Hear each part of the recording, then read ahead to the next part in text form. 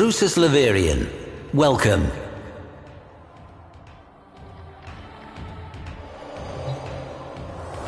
This is Atlas, hard as stone. Is it any surprise that his story begins with an asteroid? Temple Telamon had cast a spell on the indentured masses with a song that heralded the coming of a great stone destroyer, a god who would shatter the world and lead them to a great rebirth. The Orokin mocked the cult's off-key singing, their spasmodic dancing, but the spell only grew stronger. Telamon broadcasts would oft-times wedge into control channels to spread their doomsday message. For the suffocated lower castes, the notion of something more powerful than their Orokin masters must have been intoxicating. A brutal Orokin crackdown seemed to be working until an asteroid was detected on a collision course with Earth. The Telamons celebrated it as prophecy writ true, divine intervention. For the first time in living memory, the Orokin showed vulnerability. It did not matter that the destruction would be total. For the Temple, this was a sign of a new age.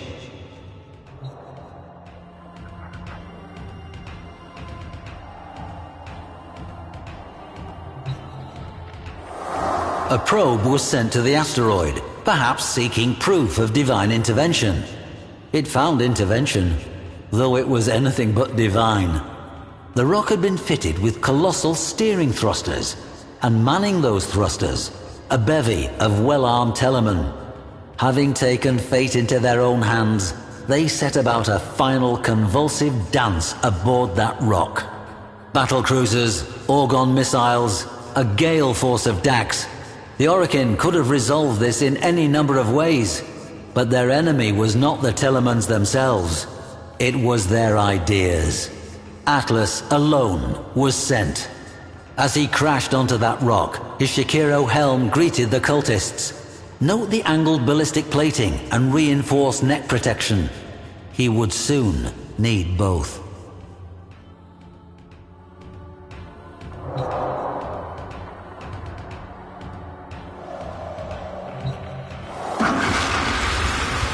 For years, historians felt this tale of Telamon quite improbable, an artifact of Orokin propaganda myth. Then, on our system's outer edge, we found a debris field of small rocks and dust in a lazy elliptical orbit. Upon these rocks, we find the remains of peculiar stone statuary. The petrified figures, clearly temple members, have been frozen into a tableau of struggle and death. Or was it perhaps a dance? This remarkable find forces us to rethink the entire tale as fact.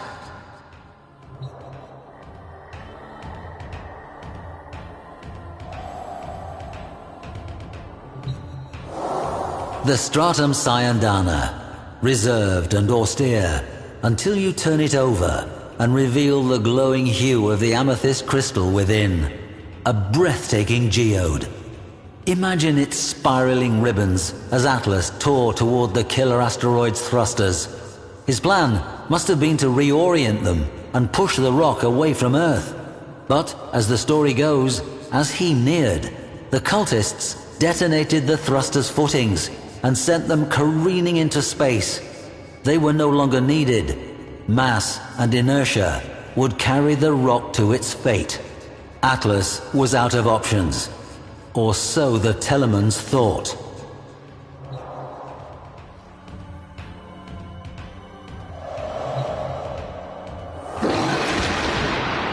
The Techo are perhaps my favorite pieces in this gallery. Note the intricate, ornate moldings, the complex blades. Quite the contrast from Atlas's otherwise workmanlike appearance. The beauty and craftsmanship conceal the true purpose of the Techo, as indentations found in cultists' skulls attest. I have to wonder what frenzied dance would have been interrupted, or if the whiplash strikes and jabs of the Techo might have blended into the crowd's fitful celebration.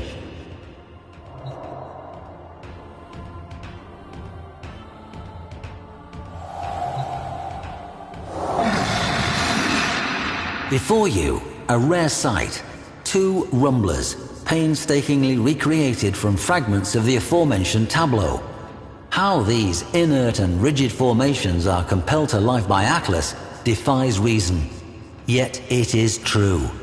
Consider the confusion of those Telemons as the very stone they worshipped came to life and set upon them. How could they retaliate against such a thing? Like sparring with a landslide.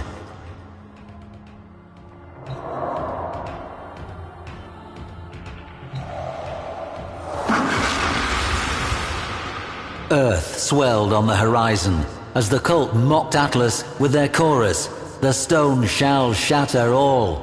Across the system, every Telemon echoed that final hymn. Children, as far as Neptune, turned their heads from greasy broth and gazed toward Earth. Would that careening stone change everything? Atlas kneeled down, head and hands pressed to the ground in apparent defeat as the Telemon's hymn grew even louder. But Atlas was listening, feeling, the way the stone trembled to the hymn's pitch. The faults within the asteroid became vivid to him, and so a new song rose up.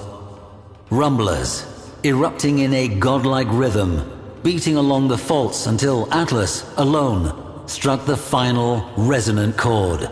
A tremor forked through the rock until, all at once, the great asteroid exploded, its dust falling as scintillating rain, sparking across the atmosphere, and then gone. The Telemon's song fell silent, and children, as far as Neptune, turned away and swirled their spoons in greasy broth.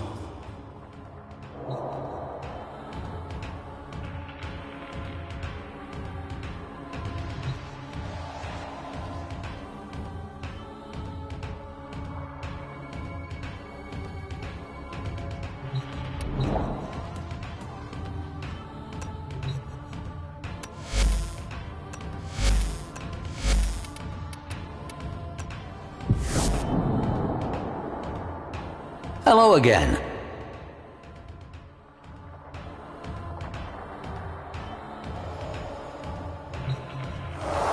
Grendel, primal, insatiable, and, as this exhibit will demonstrate, a creature of surprising compassion. After the fall of the Orokin Empire, a surviving Orokin executor, a violet-scented brute named Karish, lorded over Europa's frozen, famine-struck city of Ridda. Save within his walled manse, the moist and loathsome Karish lived a lavish life, while his frail citizens obeyed every edict in the hope of receiving his pre-masticated table scraps. As the city starved beneath him, Karish commanded yet another feast for himself and his gluttonous sycophants. 12 courses for each of his 12 grafted digestive sacs, and one uninvited guest.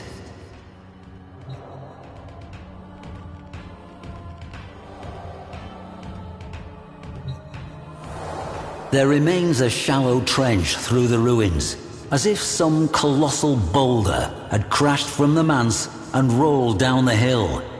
But what if it had rolled up? Imagine, if you will, Karish's Dax on the day, peering out, dumbstruck by what they saw. They readied no blade, sounded no alarm as the expanding orb of gristle hurled toward them. And then, in a spasm of giblets, Grendel was before them, his cutlery in hand. The masseter.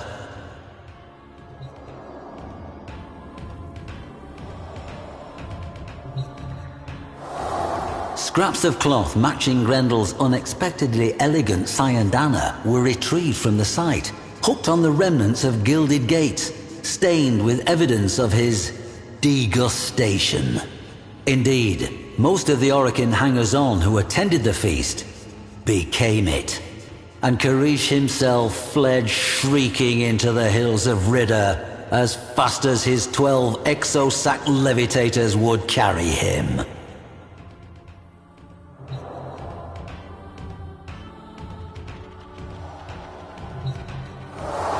It came as no surprise to me to find this tiny fragment of Gauss just outside the city. Indeed, if one thing is for certain, wherever we find evidence of Grendel, we're sure to find some trace of Gauss as well. Did they breach the city as a pair? Or did Gauss hang back to intercept returning patrols, generously letting his friend Grendel eat his fill at the feast within?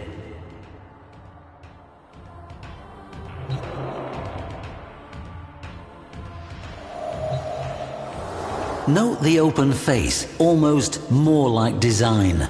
A fitting visage for one of such singular, rapacious predilections. Grendel may hunger, yes, but not with the excesses of gluttony, not when others are in need. Oral history tells of Grendel, newly engorged from his repast, rolling through the miserable slums of Ridda, reinvigorating the sick and the lame, the hungry and the dying, with the power he had stolen, consumed, from their oppressors.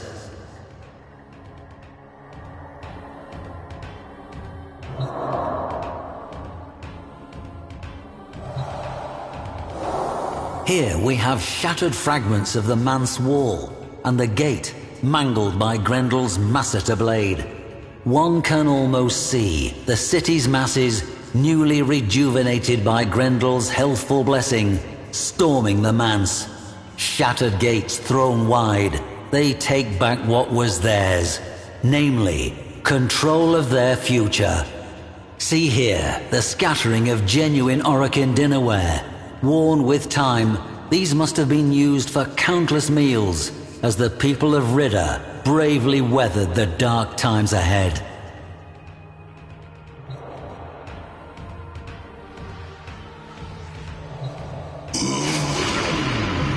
Many warframes have speed and litheness, but power, momentum, impact, these require mass.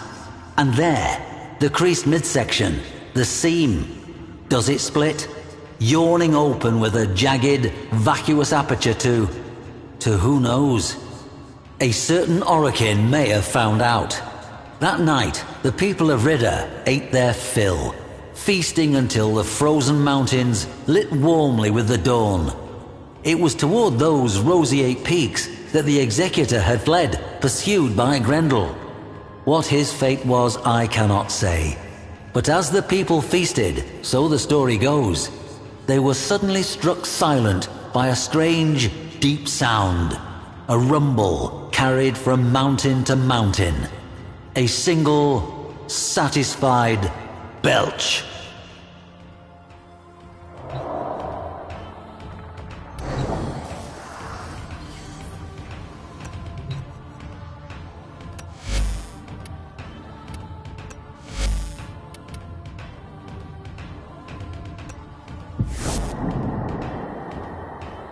Hello, hello. Exhibition is that way.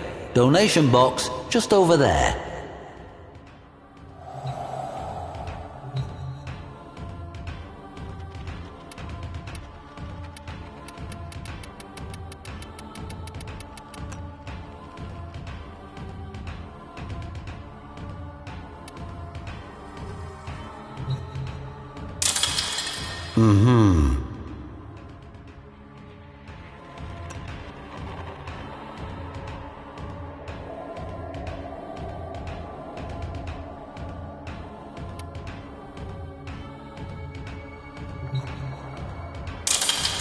This is too much, but I will accept it.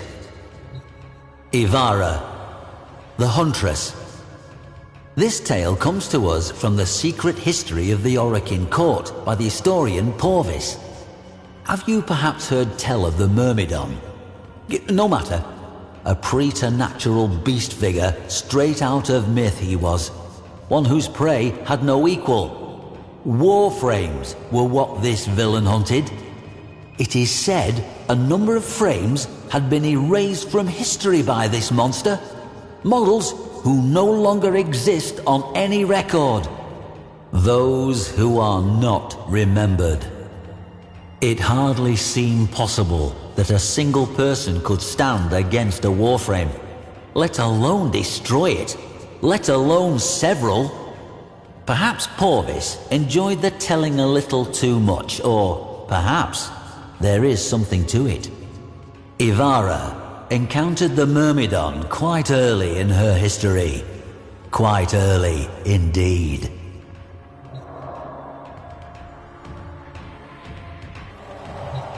A Dax emergency call, so Porvis writes, led Ivara and two unknown Warframes to a convoluted cave system. They found it littered with the bodies of murdered Dax and resplendent with bioluminescent fungi. I imagine the chitinous folds of her Salix Cyandana would have made for excellent camouflage within that malevolent, supernal glow. The secret history tells us that the Myrmidon appeared boldly before the three in a wide chamber connected by many tunnels. Clad in red and gold armor, it gestured to the first Warframe with what Porvis describes as a strange, clutching motion, as if seizing a falling apple. But it was no greeting, as we shall see. The powers of that first Warframe, the recipient of that gesture, promptly failed. The Myrmidon took advantage of the confusion to leap upon the hapless frame and press a palm to the warrior's head. In lurid detail, Porvis describes a flash of the most scintillating emerald light, and Ivara's battle sibling collapsed to hot dust.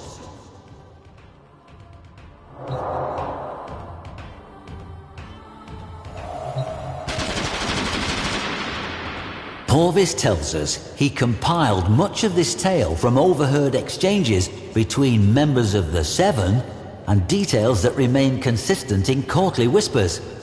He tells us the second frame suffered the same fate as the first. Reacting, Ivara whirled and promptly vanished.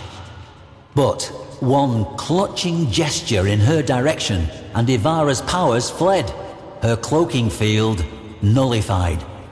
Visible, vulnerable, she loosed a dash wire arrow to a high alcove, but it never came. No escape. The Myrmidon was upon her. The huntress spun, opening fire with Axamati pistols to send that devil scrambling for cover, arm thrown protectively across that twisted, armored head. That clutching gesture was the key. Ivara needed a plan, and she needed it fast.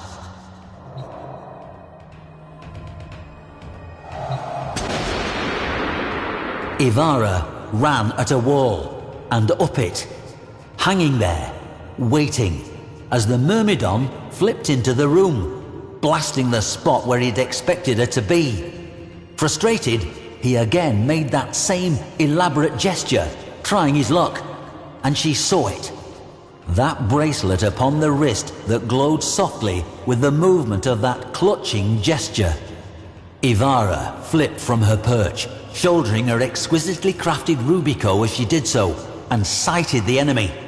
Through the Orokin sculpted scope, hunter and huntress met eye to eye, each loosing a desperate blast, a bullet from Ivara, a killing light from the Myrmidon.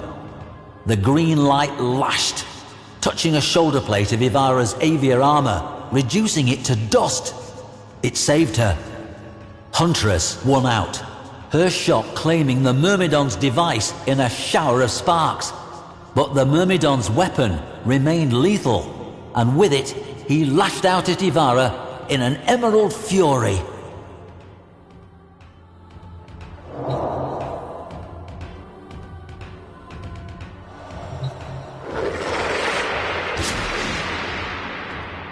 Ivara hit the ground and sprang into a surrounding tunnel. The Myrmidon's shot lancing a gouge in the porous chamber wall. Ivara pressed her back to a shadowed outcrop at tunnel's end, while the Myrmidon's weapon blazed and cut and chewed through her only cover. As good a time as any to discuss the weapon before you. The Artemis bow. The Huntress's signature weapon, and the tool with which she has wrought so much good. Said by some to be spirit bonded to her. Others say the product of forgotten Orokin technology. What Porvis tells us next displays to good effect what warrior and weapon were capable of. Pinned behind eroding cover, seconds from death, Ivara summoned her Artemis bow and it came to her. She and weapon as one. Without rising, she pulled back, aimed high, she and arrow as one, and loosed. Under Ivara's guidance, the arrow turned its path and shot down the corridor toward the Myrmidon, and lengthwise through his weapon. Around Ivara, the walls flashed green for a microsecond as the Myrmidon's weapon erupted. And then, silence.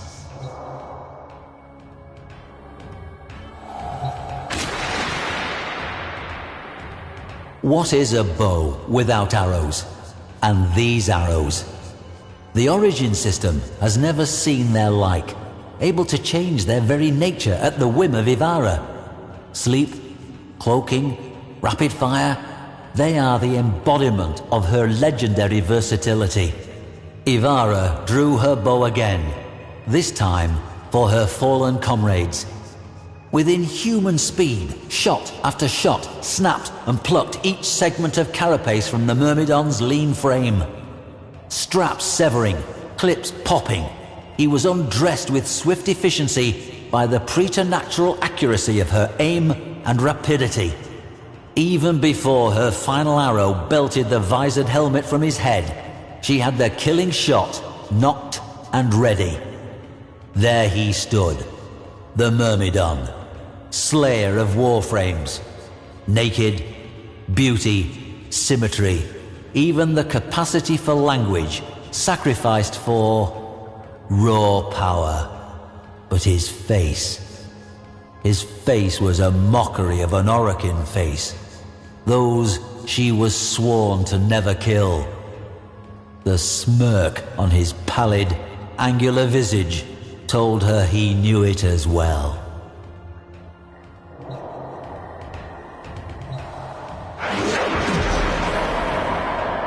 The grand doors of the Chamber of the Seven flew open. Across that reverberating expanse of polished darkness strode Ivara, dragging her prize. Before the assembled council, she dropped him, and with it the Myrmidon's battered helmet. Here he would meet justice at the hands of his own people. Here her fallen friends would be avenged. She beheld the Seven, awaiting their judgment. The Myrmidon got to his feet, cleaning dust from one shoulder with a contemptuous flick. One of the Seven leaned forward, removing a curious thing from their slender head, a lattice of delicate silver, placing it on the elevated, chest-high curve of obsidian that separated her from them. Instantly, the Myrmidon collapsed, lifeless, to the floor. Ivara did not understand. Why? Why? A stately voice intoned her name. There stood Executor Ballas. He told her, "You have been battle and loyalty tested. Your companions, they were found wanting. They failed to adapt, failed to overcome, and so they are no more. But you, Ivara, you shall live. You shall be remembered." Her battle comrades, as we know, were not.